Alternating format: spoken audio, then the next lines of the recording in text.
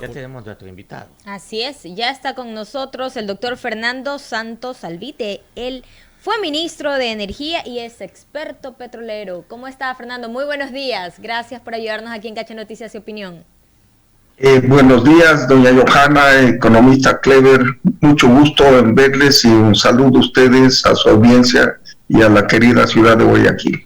Bueno, tras el fin del paro, de a poco empieza a recuperarse la producción petrolera en el país. Según el gerente de Petroecuador, Italo Cedeño, el fin de semana señaló que se espera que en 8 días se recupere el 90% de la producción. Bueno, durante estos 18 días de manifestaciones se anunció el cierre de más de 1.200 pozos, se dejaron de extraer más de 2,5 millones de barriles de petróleo. ¿En 8 días se podría restablecer la producción petrolera del Ecuador, Fernando? No totalmente. Afortunadamente, dentro de la desgracia, ¿verdad?, fue una paralización de corto tiempo. El problema es que los pozos petroleros, un pozo, ¿verdad?, llega hasta 3,000 metros bajo tierra. Ahí se encuentra el yacimiento petrolero y la tubería en los últimos tramos tiene huecos. Por ahí entra el petróleo y se lo bombea a la superficie, pero el petróleo está mezclado con arena, con tierra, con otros minerales. Entonces, con el bombeo continuo, pues el flujo es constante. Pero si se apaga el pozo, se acumula el petróleo, la tierra, la arena, y se va solidificando. Entonces, si es muy larga la suspensión de operaciones, se hace una cosa sólida, como el petróleo es viscoso, literalmente una melcocha, y el pozo queda inutilizado, hay que volverlo a limpiar. Pero si es una suspensión corta, no hay este problema de que se cierre el pozo. Así es que aparentemente por pocos días la mayoría de los pozos no han sufrido daños. El problema es que le escuché al señor gerente de Petroecuador que los indígenas, cuando entraron a los campamentos, y entraron algunos, han hecho vandalismo y se han sacado partes y piezas. Eso sí puede ser un problema porque no están en el stand, ¿verdad?, de una ferretería, hay que mandarlas a hacer. Así es que quizás en 8 días se restablecerá un 80-85% de la producción de pozos que no sufrieron daño, pero otros sí va a tomar más y por supuesto va a costar muchísimo más dinero. Y justamente nosotros a inicios de año hablábamos de los excedentes petroleros, ¿no? Este incremento de ingresos extraordinarios que se tenían por el precio del barril de petróleo que ha sido favorecedor para Ecuador. Una vez que se tuvo que parar el SOTE, con estos 18 días de manifestaciones, ¿podemos seguir hablando de excedentes petroleros o estaríamos ya como al inicio? Todavía tenemos un saldo positivo porque en el año exportamos más o menos 120 millones de barriles y la suspensión esta vez ayer, y paro ha llevado a la suspensión apenas de 2 millones de barriles, el anterior unos 6 millones de barriles. Así es que si bien el impacto noticioso es grande, pero todavía tenemos excedentes. Pusimos en el presupuesto $60 por barril que íbamos a recibir, esperábamos recibir y estamos recibiendo $90, así es que sí va a haber excedentes pese a estos incidentes. Ahora, hay una duda también, porque antes, la semana pasada se contabilizaba que más o menos este aumento a los subsidios a los combustibles le iba a costar al país en total para este año por lo menos unos 3.340 millones de dólares, pero el gerente de Petroecuador dijo que serían 2.800 millones de dólares. Y hay una reducción incluso a este presupuesto. ¿Cuánto mismo le podría costar al país este aumento en los subsidios a los combustibles? quizás el gerente de Petroecuador está pensando en que el precio del crudo y por supuesto en el mercado internacional y los combustibles que importamos va a bajar, porque en realidad está bajando. Hace algunas semanas el WTI estaba en $125, ¿verdad? Escuché al economista que estaba creo que en $108, $109. Sí está bajando.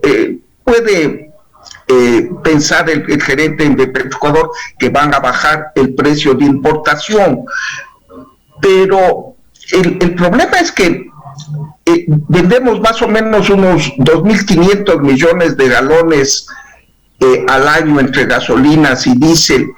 Siempre los 15 centavos, así independientemente del precio del petróleo, son 350 millones de dólares. Así es que esta sí es una disminución real de los ingresos del Estado. Así es que por más que baje el precio, estos 15 centavos representan alrededor de 320, 350 millones de dólares al año, menos de ingresos del presupuesto. Claro, el valor entonces que el gerente de Petroecuador anunció es en el escenario más optimista, por decirlo así, ¿no? Usted lo ha dicho, él pensó que ya globalmente la importación de combustibles, que son unos 55 millones de barriles al año, más de la mitad de lo que consumimos, van a bajar.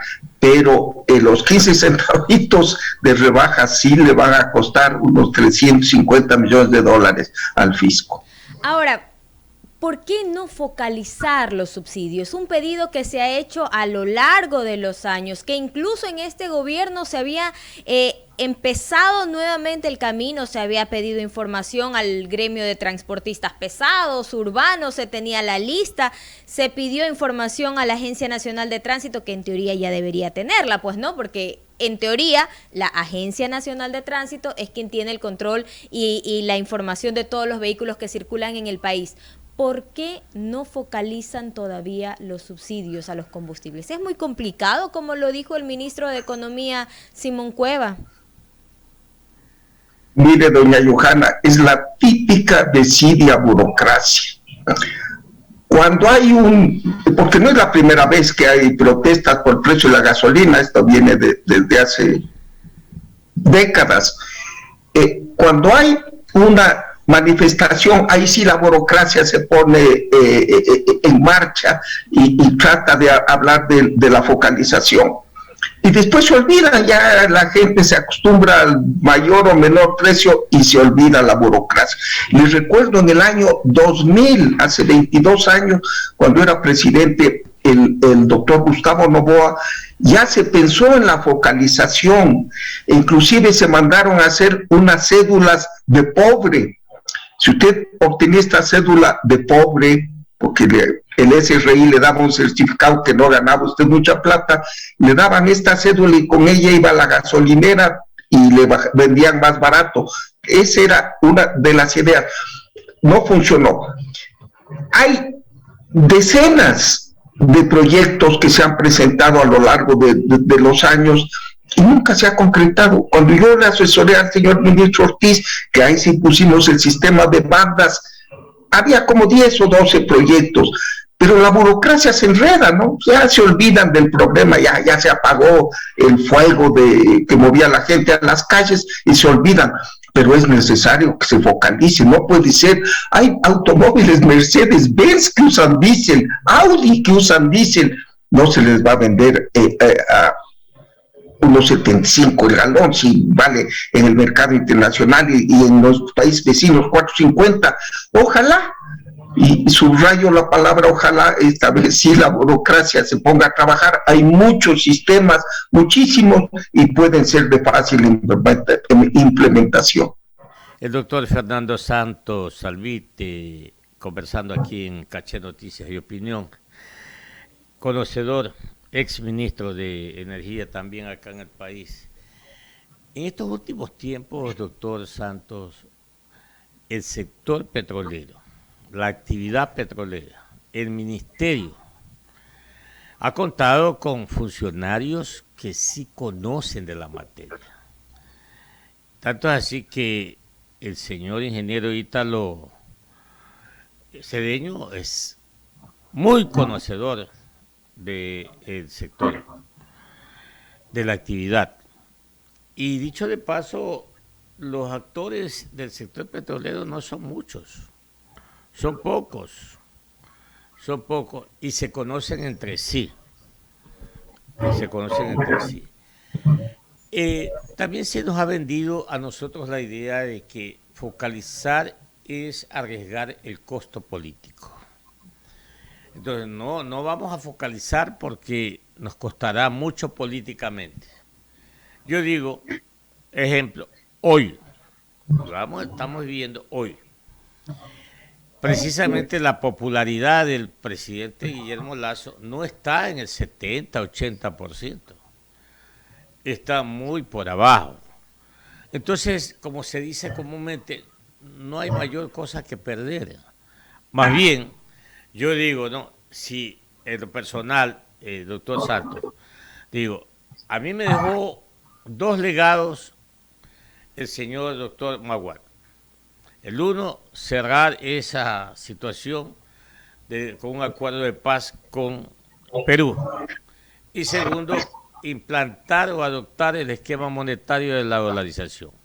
Para mí, esos 2 son los legados que dejó el señor Maguad. Entonces, como yo quisiera que el señor Guillermo Alberto Santiago Lasso Mendoza me deje el legado de haber focalizado los subsidios. Ese para mí consistiría en un legado. Y ahora con la evolución tecnológica es más fácil hacerlo, doctor Fernando Salto. Yo coincido plenamente con usted. La burocracia, la comodidad es la que no permite hacerlo.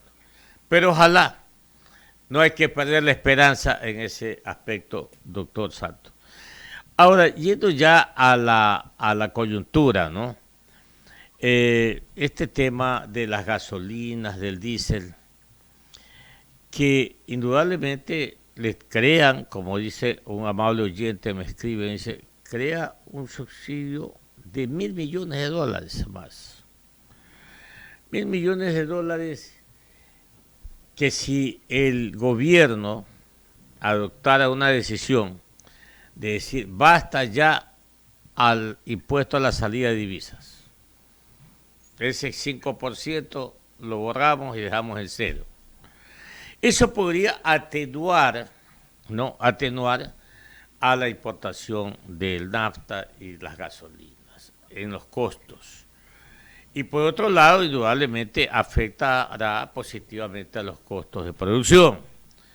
Y por otro lado, doctor Santos, también esa reforma tributaria que afectó directamente a la clase media, que es la mayoría, que no, la mayoría no es el sector indigenado, no, ese no es la mayoría es la clase media en este país. Y esa ha sido la más afectada, doctor Santos. Entonces, ¿no le parece a usted que el gobierno debe revisar estas cosas para por lo menos atenuar o por lo menos frenar? Porque acá estamos hablando y elogiándonos nosotros mismos que tenemos la tasa de inflación más baja de la región. Sí, a lo mejor que sí. Pero, doctor Santos, no nos olvidemos de ese dicho que cuando a Estados Unidos le da un resfrío, a Ecuador le da un trancazo, una gripa fuerte.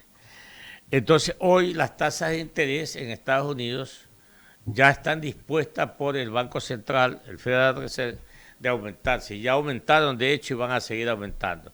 Por lo tanto, nosotros vamos a salir afectados en este aspecto, doctor Santos. Y la inflación va a seguir aumentando. Entonces, doctor Santos, ahí es que debemos de recomendarle en materia económica, porque esto no es todo el petróleo, doctor Santos, no. Acá deben de contribuir la minería y las exportaciones no petroleras para un poco equilibrar la economía. ¿Qué le recomendamos entonces desde el sector petrolero al gobierno nacional, doctor Santos? Una pregunta complicada, pero mire, economista Clever, el precio de los combustibles, como usted lo conoce muy bien, es muy sensitivo. No solo en el Ecuador, en el mundo. Le voy a poner un ejemplo. El día de ayer, el New York Times, uno de los periódicos más influyentes del mundo, sacó en primera página un artículo que los precios tan altos del petróleo están llevando a la economía mundial a una crisis tremenda. Los países industrializados, los habitantes que tienen un buen ingreso, pueden pagar la gasolina, el diésel alto, ¿verdad? Pero del petróleo salen muchísimos productos, especialmente los fertilizantes. Los fertilizantes son la base para una agricultura productiva. Todos los países ricos y pobres usan fertilizantes. El incremento en los precios de los fertilizantes va a significar un incremento en el precio de los alimentos. Y hay una gran parte de la población que no le va a alcanzar. Así es que puede venir, ya le digo, el New York Times ayer en su primera página un artículo muy preocupante sobre la catástrofe que puede ser un incremento, que continúe el incremento del precio del petróleo. Obviamente es un mensaje a los países árabes, especialmente a Arabia Saudita, a los Emiratos, al Kuwait, a que suban la producción y que baje el precio. El presidente Biden va a ir a visitarles para lograr este objetivo. Ojalá se logre, y entonces aquí sube la gasolina, la gente se ha acostumbrado a uno de los pocos beneficios, porque el grueso del ingreso petrolero se va a pagar sueldos, salarios, cosas del Estado. Lo único que ve la gente en su bolsillo ser un país petrolero es que le vendan la gasolina barata. Así es que este ha sido una filosofía, una manera de ver la vida de los ecuatorianos. El único beneficio que vemos del petróleo en concreto es los precios bajos de los combustibles durante décadas, así es que se han acostumbrado. En segundo lugar, su pregunta es muy interesante. Mire, economista, este país es riquísimo en minería, riquísimo. En el año 2019, luego de décadas de pelear con los mineros, con el Estado lanzó con la constituyente en tiempo del presidente Correa una moratoria y suspendió toda la minería durante varios años.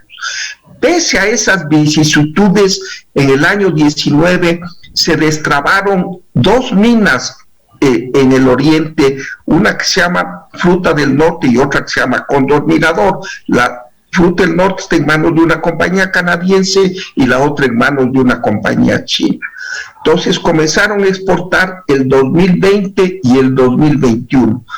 En el 2021, al segundo año de producción minera ya importante, la minería es el cuarto rubro de exportación luego del petróleo, camarón, banano, ya viene la minería. Y el potencial es tremendo, el potencial del país. Todos los ojos de las grandes mineras están en el Ecuador, tiene un potencial enorme, como el Perú o como Chile.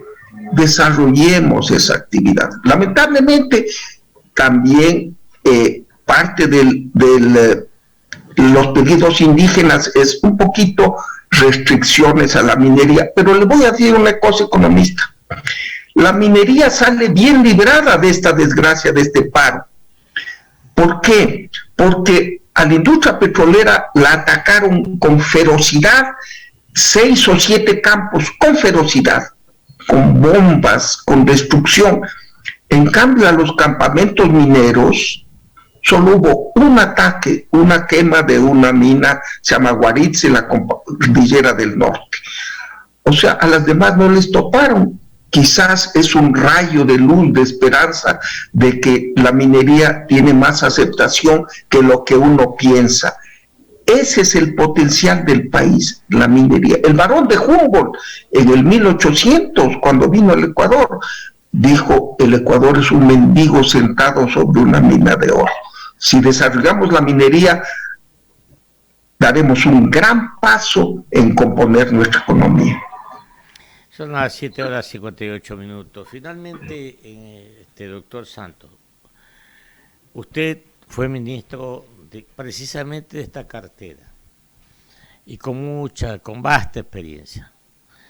Mi pregunta: ¿por qué no creamos el tiempo pasado, después del boom petrolero, no pensamos en crear la industria, una petroquímica? Usted acaba de hablar de los fertilizantes. No solamente fertilizantes, podemos hablar de una petroquímica, podemos hablar de muchísimos insumos que da el petróleo para todo, para los cosméticos, para todo. La pregunta es: ¿por qué no hicimos esa inversión, doctor Santos? Es una muy buena pregunta, economista.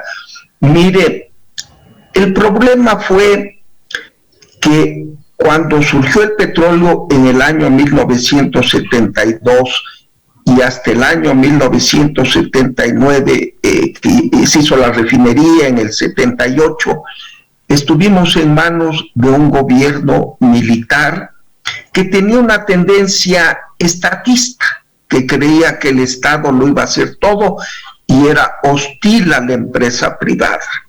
Y así pensaban los militares que tenían el poder en Irak, en Libia. El Ecuador era miembro de la OPEP y hablaba el mismo lenguaje. Tanto es así que se llamó gobierno nacionalista, revolucionario. Exactamente, y aquí los chistosos de Quito le llamaban la revolución revolucionaria. Pero bueno, la petroquímica la tiene que desarrollar la industria privada, sí, porque se necesita técnica, ultra técnica y grandes capitales. Entonces, hubieron intentos. Le cuento una cosa: la industria de pinturas que había en el Ecuador pidieron que se les deje desarrollar un derivado que sale de la refinería en muy poca cantidad, ¿verdad?, frente al volumen, que se llamaba el N-hexano, para usar y en su industria, y ellos iban a poner unos equipos. La burocracia saltó, dijo: no, el petróleo es del Estado, del soberano Estado, no entra aquí la empresa privada. Y no entró, y hasta hoy no entra. Mire, economista, el Perú produce 80,000 barriles por día, el Ecuador produce 500,000 barriles por día, e importamos productos derivados de la petroquímica del Perú, un país que produce muchísimo menos que nosotros, ¿no? Ese es el problema, el estatismo. El sector petrolero ha sido un monopolio del Estado. Le pongo un ejemplo muy corto.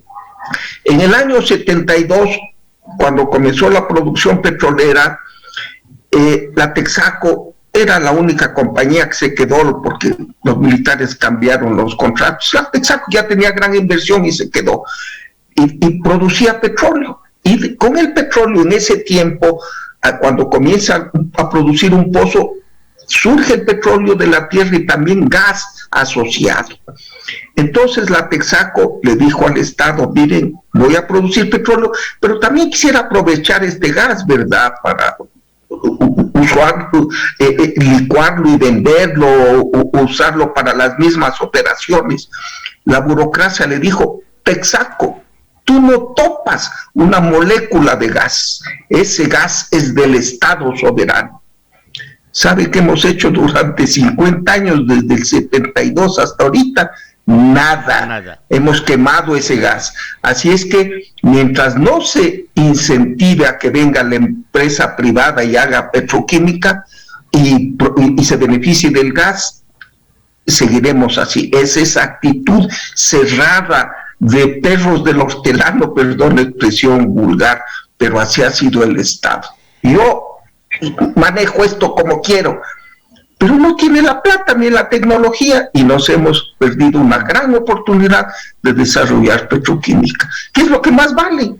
Lo que más vale, un barril de petróleo cuesta $110, un barril de derivados cuesta 150 de gasolina y diésel, y de productos petroquímicos $250. Ahí está, pero el Estado, la soberanía, fuera la empresa privada, explotadores, es el resultado lamentable.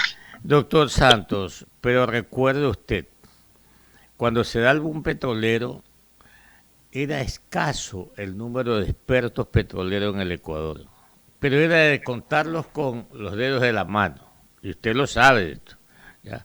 Yo atribuiría que aquella época los gobernantes tenían un alto porcentaje de ignorancia al respecto. Por eso actuaron así y por eso también dejaron que vengan las transnacionales, etcétera, etcétera, y se levanten más o menos a la época de los españoles cuando se llevaron el oro de acá.